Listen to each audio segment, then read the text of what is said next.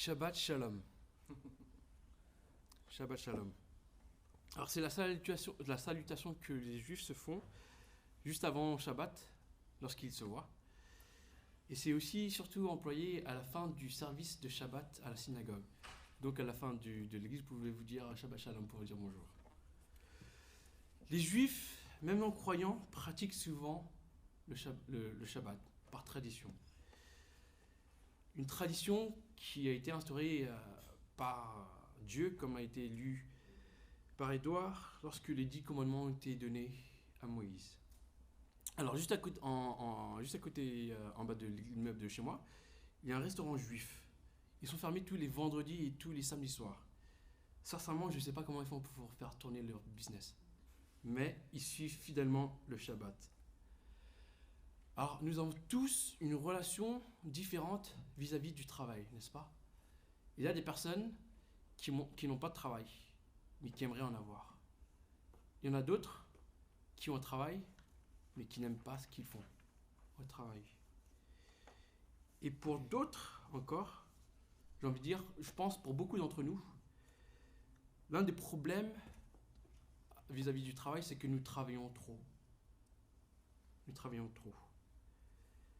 Et donc la conséquence, c'est que nous négligeons le sabbat, qui est la discipline du repos. Alors, on va lire le texte du jour ensemble. Prenez les versets 1 à 2. Un jour de sabbat, Jésus traversait les champs de blé.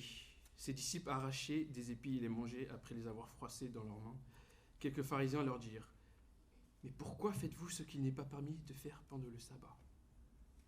Pourquoi vous faites quelque chose qui n'est pas permis de faire pendant le sabbat ? » Alors ce matin, nous allons diviser notre message en deux parties.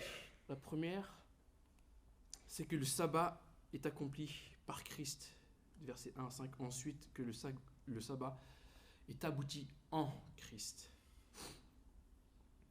Alors dans les versets 1 et 2, on voit que Jésus et ses disciples sont condamnés par les pharisiens pour avoir enfreint le sabbat, une fois de plus, qui signifie littéralement repos en hébreu.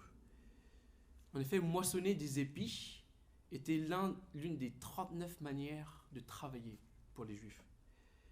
Et donc interdit par ce qu'on appelle le halakha, qui est le manuel des lois religieuses juives. En lisant cela, on peut se penser que, en fait, les pharisiens on pense directement à ce caractère moralisateur et légaliste, n'est-ce pas ? Même si c'est le cas des pharisiens, le commandement du sabbat est absolument important à respecter pour les chrétiens du XXIe siècle. Respecter des règles, ça ne veut pas forcément dire qu'on est légaliste. Pourquoi ? Parce que être légaliste, qu'est-ce que ça veut dire par définition ? Être légaliste, c'est penser que si on applique des lois de Dieu, on aura en conséquence l'approbation de Dieu. Mais les chrétiens savent que nous sommes sauvés par la grâce de Dieu et par la foi placée en Christ. Donc, observer le sabbat n'est simplement qu'une conséquence, c'est la réponse à cette grâce que Dieu nous accorde. En tant que Parisiens, on travaille beaucoup, n'est-ce pas ? Et parfois, je pense que beaucoup d'entre nous avons une image écornée. Parce on peut penser naïvement que pour trouver du repos, il suffit simplement d'arrêter de travailler lorsqu'on est fatigué. Mais en France, il y a un accent qui est beaucoup mis sur le travail, mais qui démontre surtout le besoin d'un repos, parce qu'on est surmené dans la vie. Alors, on peut observer quelques tendances. La première tendance en France, c'est que le CDI, c'est devenu un Graal absolu. Lorsqu'un CDI est signé, c'est un avenir qui est assuré. Sans CDI, pas de futur, pas de projet. Et le sentiment d'insécurité des emplois en France aujourd'hui n'a jamais été aussi grand, pour une raison ou pour une autre. Une deuxième tendance. Pour trouver un emploi, il faut faire de bonnes études, il faut faire une bonne école, acquérir de l'expérience. Mais surtout, une fois qu'on a ce fameux CDI, cet emploi, Il faut faire des heures interminables de travail pour prouver qu'on le mérite, pour prouver qu'on est la bonne personne. Et si ce n'est pas le cas, derrière soi, il y a une longue ligne d'attente pour ce travail. Une troisième tendance. Même les personnes qui ont des emplois entre guillemets modestes font des heures aussi interminables. Pourquoi? Parce qu'ils font plusieurs travails pour joindre les deux bouts financièrement. Donc ces personnes-là aussi travaillent trop. Une dernière tendance, c'est la technologie. La technologie fait que nous pouvons travailler de partout. Donc nous travaillons partout, tout le temps. Lorsque je pars en vacances, je prends mon smartphone parce que c'est ce que j'utilise pour prendre des photos. Qui dit smartphone dit email. Et qui dit email d'Edouard. Et même en vacances, Edouard me suit partout. Et sincèrement, c'est une lutte réelle pour moi de ne pas lire mes emails en vacances. C'est une lutte. Aujourd'hui, je pense qu'on vit tous dans une société où c'est notre profession qui nous définit en tant que personne. Si nous obtenons ce fameux CDI, alors on se sent valorisé par la société. La semaine dernière, j'étais invité chez des amis à dîner et j'ai fait la rencontre d'autres personnes. Et pour être sincère avec vous, je me souviens absolument pas de leur prénom. Mais par contre, je sais ce qu'ils font dans leur vie. Je sais que j'ai discuté à un banquier de Rothschild, je sais qu'il y avait une faiseuse de tendance, et il y avait aussi un journaliste d'une boîte de production. Mais sinon, je ne me souviens pas du tout de leur prénom. Comme quoi, c'est vraiment la profession qui donne notre identité, n'est-ce pas? Notre rapport face au travail démontre qu'il y a un réel besoin de repos, que ce soit physiquement, émotionnellement ou intérieurement. Pardon. Mais notre capacité de repos et de détente, j'ai envie de dire, c'est amoindri au fil des siècles. Et donc, cela requiert une certaine discipline et une certaine rigueur. Alors oui, d'un côté, il y a le travail qui nécessite un repos physique. Mais, j'ai envie de dire, il y a un problème plus profond en soi. J'appelle ça une sorte de agitation intérieure. J'avais du mal à trouver un mot plus approprié, mais c'est vraiment une sorte d'agitation intérieure. Qu'est-ce que je veux dire par là? On a toujours besoin de prouver, de se prouver soi-même, de prouver aux autres. Et c'est ce qui rend ce travail-là, de prouver, notre vrai travail épuisant. N'est-ce pas? Parce qu'on doit toujours se trouver, se justifier. Et ce travail de prouver à soi-même et aux autres n'est jamais assez. C'est jamais le cas. Oui, les vacances peuvent aider temporairement, mais en réalité, nous avons besoin d'un repos profond qui restaure et qui régénère la personne et l'âme. Un repos qui est intérieur et spirituel, j'ai envie de dire. Sinon, c'est la fatigue chronique assurée ou le burn-out. Burn-out. Alors même si le sabbat est une pratique ancestrale, il était déjà une réponse profonde à une problématique humaine. La question est de savoir où trouver ce repos. Où trouver ce repos. Alors revenons dans notre passage, au verset 3 et 4. N'avez-vous pas lu ce qu'a fait David lorsqu'il a eu faim, lui et ses compagnons? Il est entré dans la maison de Dieu, a pris les pains consacrés, en a mangé et en a donné même à ses compagnons, bien qu'il ne soit pas permis qu'aux prêtres de les manger. Alors Jésus reprend ici un incident de l'Ancien Testament pour situer rapidement le contexte. C'est David qui fuit Saül, le roi d'Israël, qui cherche la vie de David. Il arrive au prêtre Achimelech. Alors David n'a rien sur lui, il n'a rien mangé, mais le prêtre n'a pas de pain ordinaire, Donc on lui donne du pain consacré à la condition que David et ses compagnons soient rituellement purs. Et ce fut le cas. Ils étaient rituellement purs, donc ils reçoivent ce pain consacré qu'ils n'avaient pas le droit de manger et qui était réservé aux prêtres parce que c'était dédié à Dieu. Et c'est ce que Jésus note sciemment aux pharisiens. Alors, en faisant cela, Jésus soulève le fait que David n'a jamais été condamné pour cet acte-là. Et Jésus nous invite donc à réfléchir aux implications de cet épisode. Ici, les pharisiens condamnent ouvertement Jésus. Alors, s'ils condamnent Jésus, ils devraient condamner David, parce que lui a enfreint la loi. Mais ils ne le font pas. Et donc cet incident révèle l'hypocrisie des pharisiens. Comme David, qui était en fuite et qui avait faim, les disciples de Jésus, eux par contre, n'enfreignent pas la loi, parce que, comme il est dit dans l'évangile de Marc, le sabbat a été fait pour l'homme. Le sabbat a été fait pour l'homme et non contre l'homme. Donc, le sabbat a été fait non pas dans l'intention d'interdire de manger ou de se nourrir. Au-delà de cela, la loi pointe vers Christ. En déclarant au verset 5, « Le Fils de l'homme est le Seigneur du sabbat », Jésus démontre qu'il accomplit la loi. C'est une affirmation qui est stupéfiante. En clair, il est en train de dire, moi, Jésus, je suis la personne que la loi indique depuis le début. Je suis la personne qui donne ce profond repos à l'âme dont chacun a tellement besoin. Je suis le maître du sabbat. C'est ce qu'il est en train de dire. Si vous avez besoin de repos, vous devez aller vers Jésus. Et si vous êtes allé vers Jésus et que vous ne trouvez pas ce repos, c'est que vous ne savez pas ce que vous avez en lui.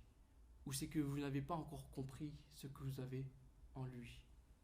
Et si c'est le cas, c'est mon rôle ce matin de vous montrer cela, de vous dire ce que signifie que Jésus est le Maître, le Seigneur du sabbat. Dans le Genèse, lors de la création, il est écrit « Dieu regarda tout ce qu'il avait fait et constata que c'était très bon. Le 7e jour, Dieu mit un terme à son travail de création. Il se reposa de toute activité le 7e jour. » Dans ces quelques versets derrière moi, il y a la définition du sabbat, au-delà du fait que le mot sabbat veut dire repos. À chaque fois que Dieu fait quelque chose, crée une œuvre, il constate de ce qu'il fait et il voit que c'est bon. Il fait quelque chose et il voit, oh, c'est bon. À chaque jour et à chaque fois, il le fait. Et au 6e jour, après avoir créé l'homme et la femme, il dit que c'est très bon. C'est ça, se reposer. Se reposer, c'est d'être complètement et totalement satisfait de ce qui a été fait. Le sabbat ne peut être qu'efficace que lorsque on peut quitter son travail avec ce sentiment du devoir accompli, de satisfaction. On se dit, c'est bon, aujourd'hui j'ai été productif, donc je peux aller me reposer. On peut se reposer, on peut se relâcher, on peut se détendre. Donc cela implique qu'il faut travailler productivement au travail. Mais ça, c'est notre question. Pour le chrétien, le sabbat signifie que l'on peut cesser toute activité, on cesse toute activité et on regarde son travail de la même manière que Dieu regarde le sien. On a lu Hébreux 4 tout à l'heure. Le verset 9 et 10, il est dit « Il reste donc un repos de sabbat pour le peuple de Dieu, donc les chrétiens. En effet, celui qui entre dans le repos de Dieu, celui qui est sauvé, se repose lui aussi de son activité, tout comme Dieu s'est reposé de la sienne. » Ces versets nous disent qu'à travers Christ, à travers Jésus, nous pouvons regarder notre travail, notre vie, notre personne et dire que c'est bon et éprouver une satisfaction. En effet, il n'y a rien d'autre qui doit être accompli. Tout a été fait par Christ. Tout a été accompli par Christ. C'est comme si demain, imaginons, demain vous avez peut-être un projet que vous devez rendre, mais tout le week-end vous êtes reposé parce que vous saviez que vous n'auriez pas le temps de finir ce projet. Mais vous stressez quand même, vous stressez un peu là ce matin, vous stressez parce que vous devez rendre ce projet. Et imaginez-vous que demain en arrivant au bureau, vous voyez le dossier bouclé sur votre bureau. Et vous ne comprenez rien. Vous ne comprenez rien, le chef vous félicite. En fait, c'était un collègue qui était généreux, qui a passé tout son week-end à faire le travail à votre place. Et mieux qu'il n'aurait pu le faire.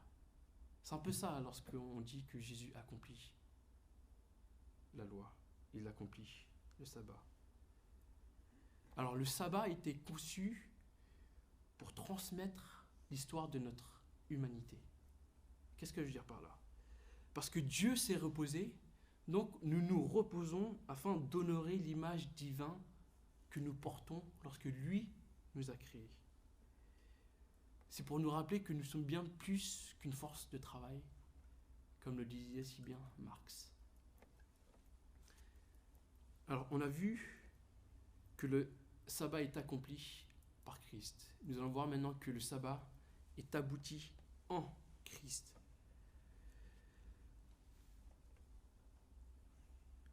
Je vous l'ai dit tout à l'heure, le sabbat s'adresse à plus que le travail. Il s'adresse à ce qui nous travaille intérieurement dans notre personne. Les choses que nous voulons prouver à nous-mêmes et les choses que nous voulons prouver au monde. Le problème, ce n'est pas la présence dans le monde du travail. Le problème, c'est l'absence de repos dans notre vie. L'absence d'un repos intérieur profond de notre âme.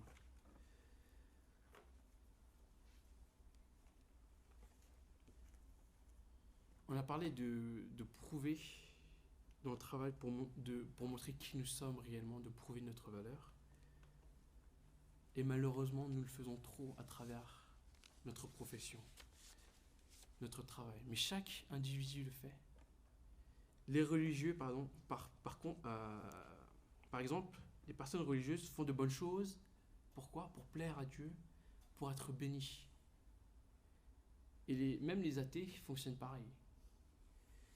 Les athées, ils font de bonnes choses au travail pour plaire à leur patron, ensuite pour recevoir la promotion dont ils désirent tant. Mais ce n'est jamais assez, c'est jamais satisfaisant. Occasionnellement, ça le fait, on est satisfait parce qu'on a obtenu 5 000 € de plus à la fin de l'année. Mais qu'en sera-t-il du lendemain ? Parce qu'il y a toujours un lendemain. Jésus-Christ est le seul en qui nous pouvons avoir ce repos intérieur de l'âme. Parce que absolument tout a été accompli par lui. C'est lui qui dit dans l'évangile de Matthieu, « Venez à moi, vous tous qui êtes fatigués et courbés sous un fardeau, et je vous donnerai du repos. Acceptez mes exigences et laissez-vous instruire par moi, car je suis doux et humble de cœur, et vous trouverez le repos pour votre âme. En effet, mes exigences sont bonnes et mon fardeau léger. » Jésus sait exactement que chaque individu essaie de trouver son identité à travers quelque chose. Mais si vous mettez votre identité en Jésus, si vous le mettez au centre de votre identité, je peux vous assurer et vous garantir que vous aurez ce repos total et complet. Alors revenons dans notre texte, versets 6 et 10. C'est le deuxième épisode de ce passage. Un autre jour de sabbat, Jésus entra dans la synagogue et se mit à enseigner. Là se trouvait un homme dont la main droite était paralysée. Les spécialistes de la loi et les pharisiens observaient Jésus pour voir s'il ferait une guérison le jour de sabbat, afin d'avoir un motif pour l'accuser. Mais Jésus connaissait leurs pensées. Il dit à l'homme qui avait la main paralysée, « Lève-toi et tiens-toi là au milieu. » Il se leva et se tint debout. Jésus leur dit, « Je vous demande s'il est permis, le jour du sabbat, de faire du bien ou de faire du mal, de sauver une personne ou de la tuer. » Alors il promena son regard sur eux tous et il dit à l'homme, « Tends ta main. » Il le fit et sa main fut guérie.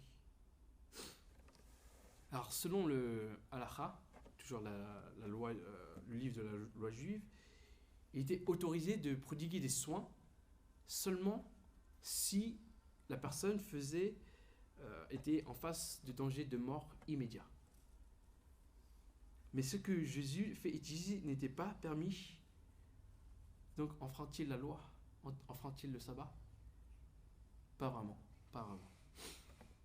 Jésus demande s'il est permis de faire du bien ou du mal, de sauver ou de tuer. C'est ce qu'il demande. Et en guérissant l'homme, il fait exactement ce que le sabbat a été conçu. C'est-à-dire que le sabbat a été conçu et instauré pour restaurer, pour réhabiliter et pour la rédemption de chaque personne. Et seul Jésus restaure, seul Jésus réhabilite, seul Jésus rachète. Et c'est seulement en Jésus que vous pouvez regarder votre travail, votre vie, votre personne et vous dire c'est très bon, comme Dieu l'a dit lorsqu'il a créé Adam et Ève. Alors comment cela est possible de se dire c'est très bon lorsqu'on est perfectionniste ou lorsqu'on est en manque d'estime de soi? Comment est-ce qu'on peut se dire ça? Regardez au dernier verset, verset 11.